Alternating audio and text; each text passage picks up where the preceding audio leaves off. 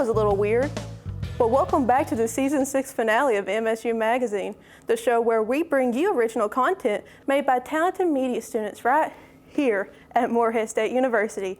I'm your host, Christy Hall, and on today's episode, we'll be stopping by with fellow students Pacey Rose and Lindsay Lewis with Cinema Sense, where we'll get a behind-the-scenes look at a couple of new, old, and reoccurring shows.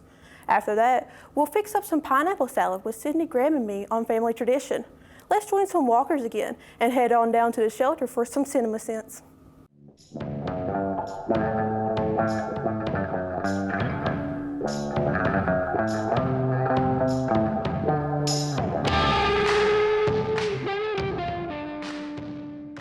Hello, I'm Pacey Rose. And I'm Lindsay Lewis.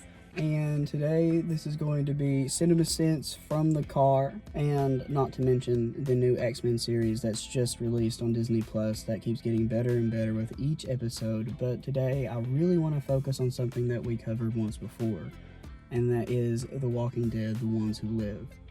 And that comes with a lot of baggage because I have a lot of opinions about the show and how I feel about the universe going forward.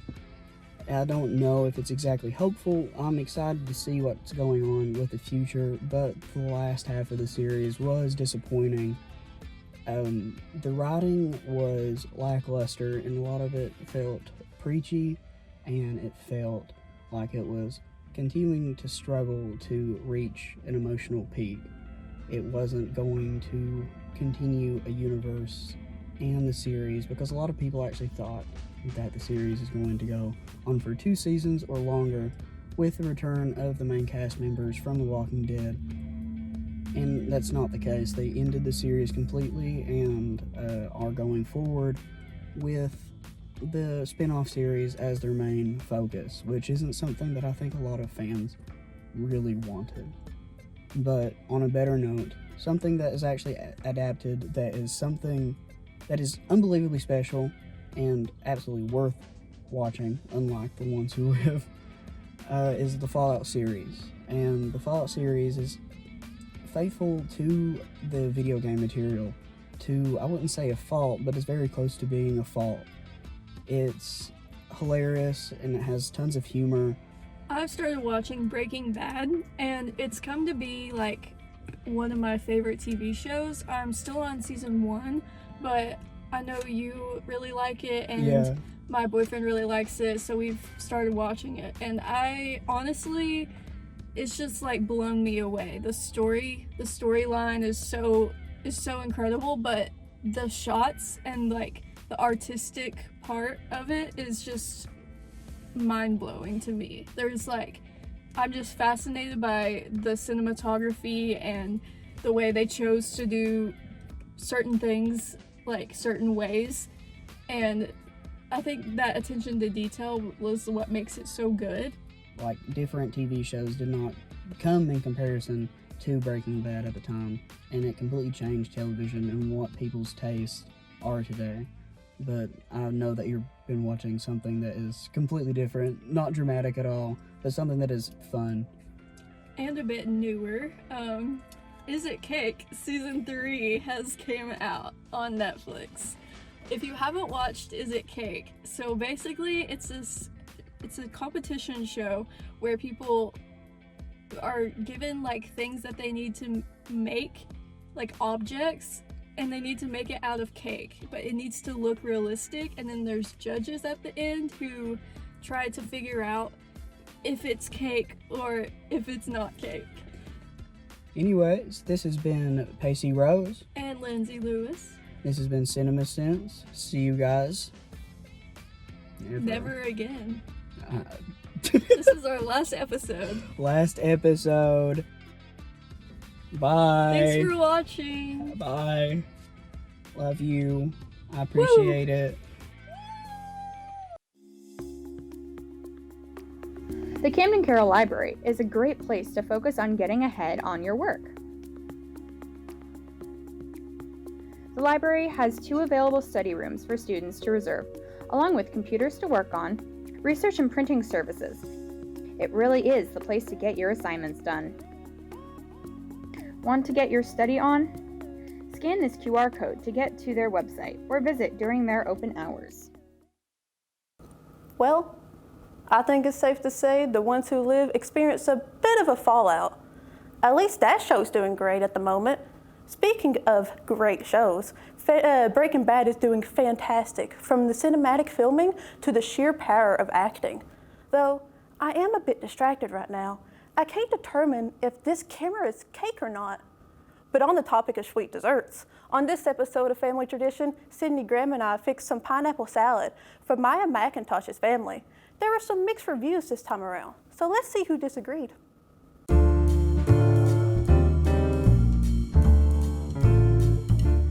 Oh, didn't see you there. Welcome back to the final episode of Family Tradition, The show where we cook your family recipes. and then taste test them to see how close we got. I'm Christy, And I'm Sydney, and today we are making some pineapple salad. from Maya McIntosh's family. So what is pineapple salad? So it's a more regional, localized, specialized dish. Most people who aren't from the area haven't really heard of it before. So you take canned pineapple and you drain the juice out and you thicken the juice up, and then you add it back in with just a couple other things, some marshmallows, and you get this really sweet, almost dessert type thing.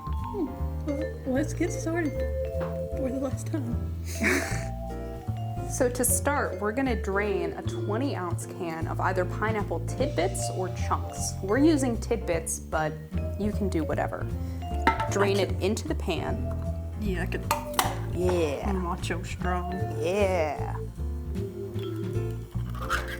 Yeah. Macho strong. Now we're gonna chop up 1/4 of a cup of walnuts. And then once they're chopped, we'll toast them. Yeah. I hate doing this with enough. Well, I don't know how else. Well, yeah, I do know how else to do it besides with a knife. I'm telling you, a baggie is superior. I'm telling you. With a meat tenderizer? Yes.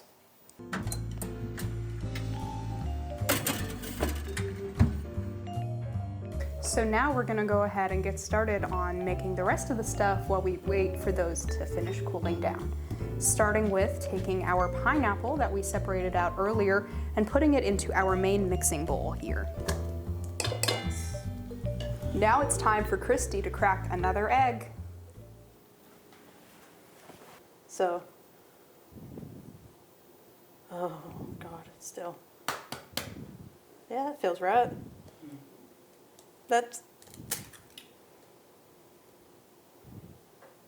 We'll now beat the egg and then add it to the pineapple juice once it's lightly beaten. Lightly? Lightly.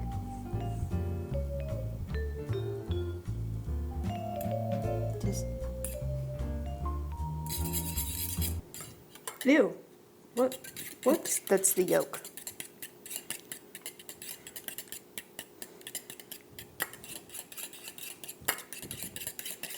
Add the beaten egg into the pineapple juice. Make sure you scrape down the sides of the bowl to get it all in there. Now we're gonna add 6 tablespoons of sugar, which is also actually 1/3 cup. And then we're also going to add 1.5 tablespoons of cornstarch and a pinch of salt. Just whee.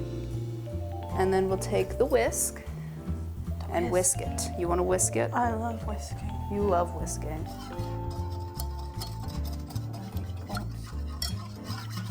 Now we're gonna put it on the stove on a medium heat, stirring it constantly until it comes to a boil.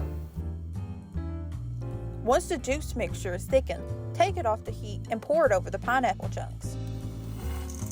Then stir in the nuts. Wait to stir in the marshmallows until it's cooled down, so they do not melt.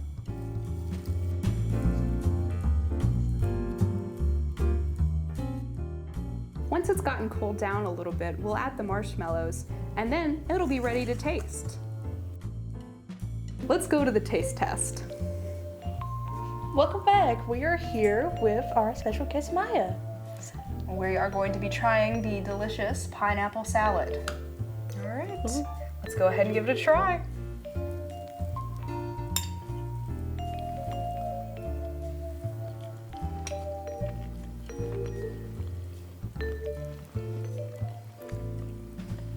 Tastes just like home.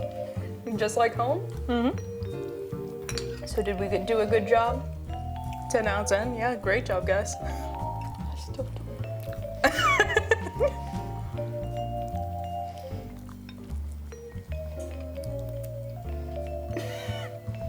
Christy's face. Not your favorite. Like that. Why is marshmallows? I'm glad your family likes it. The MSU Office of Admissions Enrollment Services Center can help you to become an Eagle. Here, current students can explore many scholarship and enrollment opportunities. Incoming students can apply for admission to the university, receive answers to questions, and tour the campus. The office is located on 121 East 2nd Street and open from 8 a.m. to 4:30 p.m. on all weekdays. To learn more, contact the Office of Admissions today to soar higher. Welcome back. We did pretty well this time, making us a 4 out of 4 success. Although I wasn't a big fan of the treat. Everyone else seems to love it. It was all good separately, but mixed together, it was a little weird. But try it at home and see how well you like it. Well, this is all the time we have for today's episode, and that's a wrap on MSU Magazine. From all of us here at MSU TV, we thank you for joining us once again to see what adventures we got up to. And special thanks to Tim Creekmore for giving us this opportunity to be creative. I see y'all around. Until we meet again.